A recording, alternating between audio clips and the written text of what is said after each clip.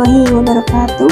Perkenalkan, nama saya Titin Fatimah dari mahasiswa Universitas Makau Anwar Banten, program studi pendidikan matematika.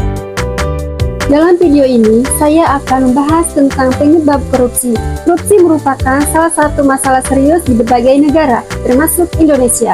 Analisis terhadap faktor-faktor penyebab korupsi dan dampaknya terhadap masyarakat dapat membantu menemukan solusi yang efektif dalam mengurangi praktik korupsi. Berikut ini adalah analisis beberapa faktor utama yang memicu terjadinya korupsi dan dampaknya terhadap masyarakat. Faktor-faktor yang memicu terjadinya korupsi yaitu yang pertama, lemahnya sistem ekonomi dan penegakan hukum. Penegakan hukum dan sistem hukum seringkali pelaku korupsi merasa aman dari konsekuensi hukum. Ketika sistem hukum seperti polisi, jaksa, atau pengadilan tidak menjalankan tugasnya dengan adil dan tegas. Yang kedua, budaya patronase dan nepotisme. Korupsi seringkali didorong oleh budaya di mana hubungan personal, keluarga, atau jaringan politik lebih penting daripada kemampuan dan integritas. Dengan nepotisme dan patronase, individu atau kelompok tertentu memperoleh kekuasaan tanpa kontrol yang memadai. Sedangkan yang ketiga, kurangnya transparansi dan akuntabilitas. Tidak hanya sistem yang transparan dan akuntabel dalam birokrasi atau lembaga pemerintah meningkatkan kemungkinan korupsi.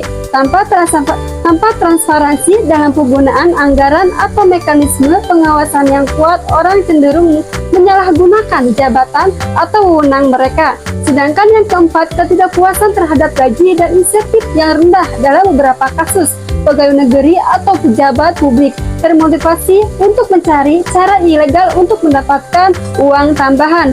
Ini terutama terjadi di lembaga dengan anggaran yang rendah atau sektor-sektor dengan kesejahteraan pegawai yang kurang memadai. Sedangkan yang kelima yaitu pengaruh politik yang kuat dan menyalahgunakan kekuasaan. Ketika kekuasaan politik digunakan untuk kepentingan pribadi atau kelompok tertentu, kemungkinan korupsi meningkat. Pengaruh politik yang signifikan dalam birokrasi seringkali membuat lebih sulit untuk melacak dan mengawasi pengambilan keputusan secara mandiri. Sedangkan yang keenam yaitu pendidikan dan kesejahteraan anti korupsi yang rendah. Faktor lain adalah kurangnya pendidikan yang menanamkan prinsip-prinsip integritas, kejujuran, dan anti korupsi sejak dini. Ketika orang tidak tahu tentang bahaya korupsi, mereka cenderung mengizinkan korupsi. Selanjutnya, dampak korupsi terhadap masyarakat.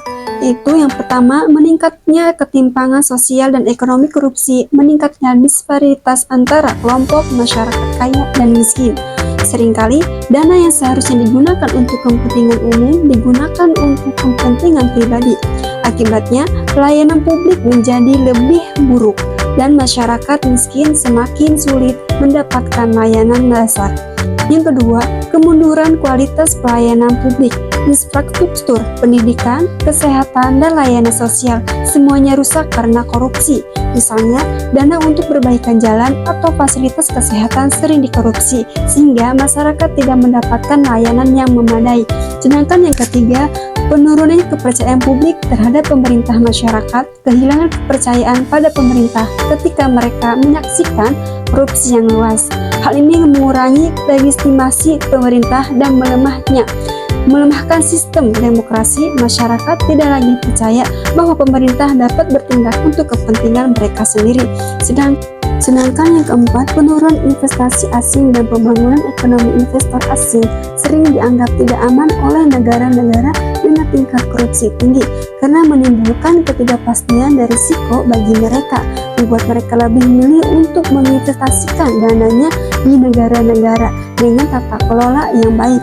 Dengan demikian, pertumbuhan ekonomi terhambat. Sedangkan yang kelima, mengurangi daya saing negara. Korupsi menyebabkan penggunaan sumber daya negara menjadi kurang efisien, yang mengurangi daya saing di negara kancah internasional. Negara-negara yang memiliki tingkat korupsi tinggi sulit untuk maju dan bersaing dengan negara-negara yang lebih transparan, akuntabel dalam jangka panjang.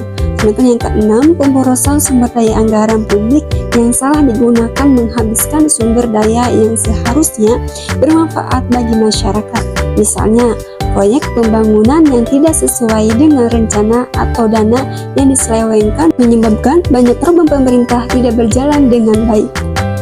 Jadi kesimpulannya yaitu korupsi adalah masalah yang kompleks yang mempengaruhi masyarakat dan negara secara keseluruhan. Untuk mengurangi korupsi diperlukan langkah-langkah yang luas seperti reformasi hukum, peningkatan transparansi dan akuntabilitas, pendidikan anti korupsi, dan penguatan moral dan etika masyarakat.